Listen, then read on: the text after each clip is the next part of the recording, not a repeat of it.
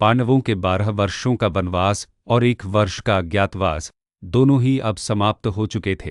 धर्म और न्याय के नियमों के अनुसार अब समय आ गया था कि धृतराष्ट्र और दुर्योधन पांडवों को उनका आधा राज्य लौटा दे, जो उन्होंने जुए के खेल में धोखा देकर छीन लिया था। युधिष्ठिर, जो धर्म और शांति के प्रतीक थे, अपने भाइयों के साथ इंद्रप्रस्थ वापस आने का इंतजार कर रहे थे। लेकिन हस्तिनापुर में दुर्योधन की नीयत कुछ और ही थी। वह अपने सिंहासन और सत्ता के मोह में इतना अंधा हो चुका था कि उसने पांडवों को एक तिनके के बराबर भी जमीन न देने की कसम खा ली थी। जब पांडवों के अज्ञातवास के सफलतापूर्वक समाप्त होने की खबर हस्तिनापुर पहुंची तो पूरी सभा में हलचल मच गई। धृतराष्ट्र चिंतित थे, क्योंकि उन्हें पता था कि पांडवों को उनका राज्य लौटाना ही धर्म है, लेकिन वे अपने पुत्र दुर्योधन के क्रोध से डरते थे। भीष्म पितामह, द्रोणाचार्य और विदुर ने धृतराष्ट्र को सलाह दी कि वे तुरंत पांडवों के पास दूत भेजकर उन्हें उनका राज्य लौटाने का प्रस्ताव दें, ताकि युद्ध को टाला जा सके। लेकिन दुर्योधन ने इस बात का कड़ा विरोध किया। दुर्योधन ने क्रोधित होकर कहा, पिताश्री, पांडवों ने अपनी शर्त पूरी नहीं की है।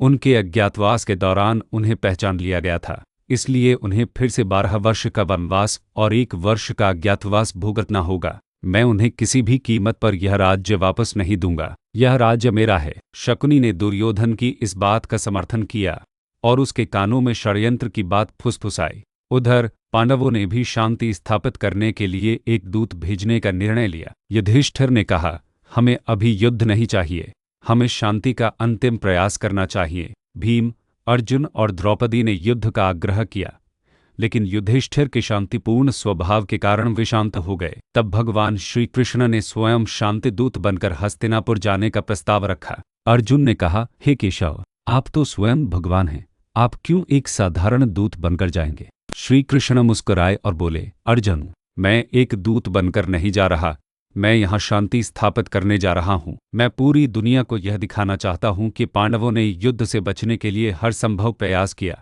और दुर्योधन के अहंकार ने ही इस विनाश को जन्म दिया।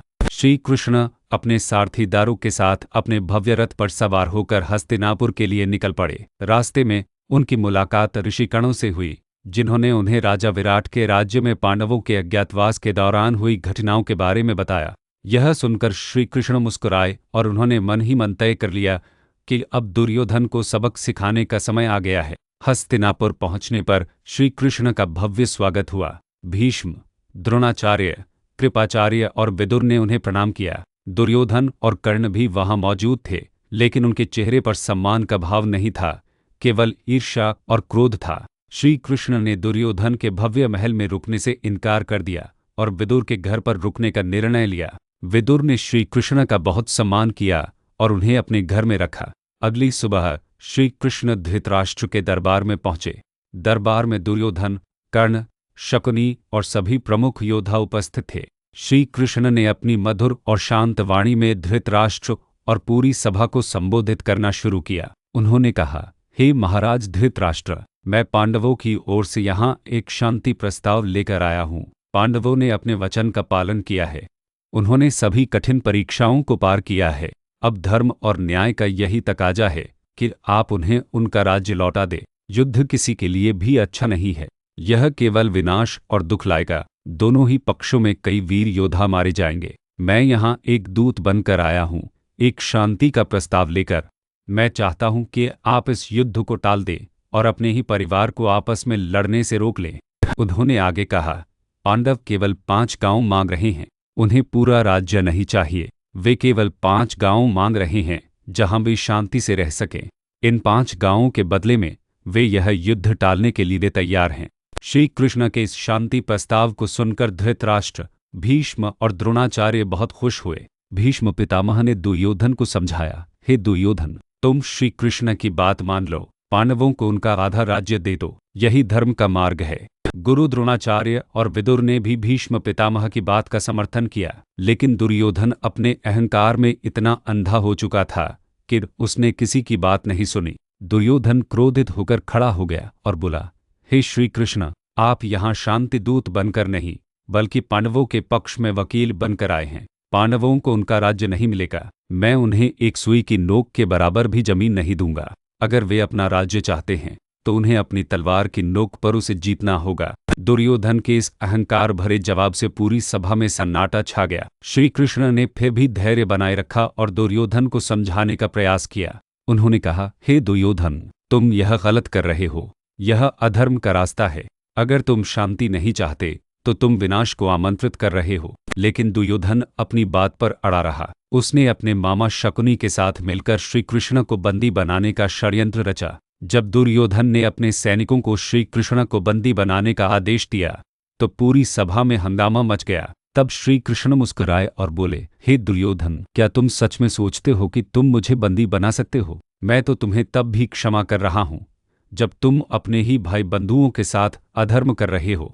दुर्योधन ने कहा, हाँ, मैं तुम्हें बंदी बनाऊंगा और तुम्हें पांडवों को हराने के लिए मजबूर करूंगा। श्री कृष्ण ने दुर्योधन की बात सुनी और मुस्कुराए। उन्होंने कहा, हे दुर्योधन, तुम नहीं जानते कि तुम क्या कर रहे हो। तुम एक ऐसे व्यक्ति को बंदी बनाना चाहते हो जिसके भीतर पूरा ब्रह्मांड समाया हुआ है। यह कहकर श्री कृष्ण ने अपनी दिव्य शक्ति का प्रदर्शन किया। उन्होंने अपना विराट रूप धारण कर लिया। श्री कृष्ण के शरीर से आग की लपटें निकलने लगी और उनके चारों ओर ब्रह्मांड के सभी देवी देवता, सूर्य, चंद्रमा, सभी ग्रह और नक्षत्र दिखने लगे। उनके एक मुख पर ब्रह्मा, दूसरे पर विष्णु और तीसरे पर शिव दिखाई दे रहे थे। उनके अनेक हाथों में कई दिव्य अस्त्र और शस्त्र थे। उनके एक नेत्र में सृष्टि और दूसरे में प्रलय दिखाई दे रही थी। यह देखकर दुर्योधन और सभा में बैठे सभी लोग भय से कांपने लगे। धृतराष्ट्र, जो अंधे थे, ने श्री कृष्ण से प्रार्थना की कि वे उन्हें इस विराट रूप को देखने की शक्ति दें। श्री कृष्ण ने उन्हें यह शक्ति दी और धृतराष्ट्र ने उनके दिव्य रूप को देखा।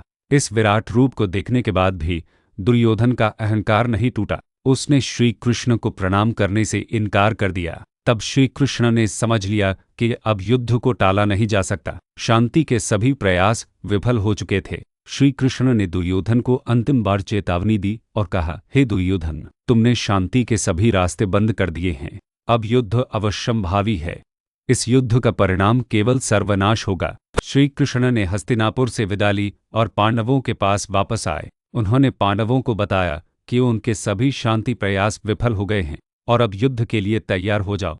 इस प्रकार श्री कृष्ण के शांतिदूत के रूप में हस्तिनापुर जाने का प्रयास असफल रहा और यह घटना महाभारत के महाविनाशकारी युद्ध का कारण बन गई।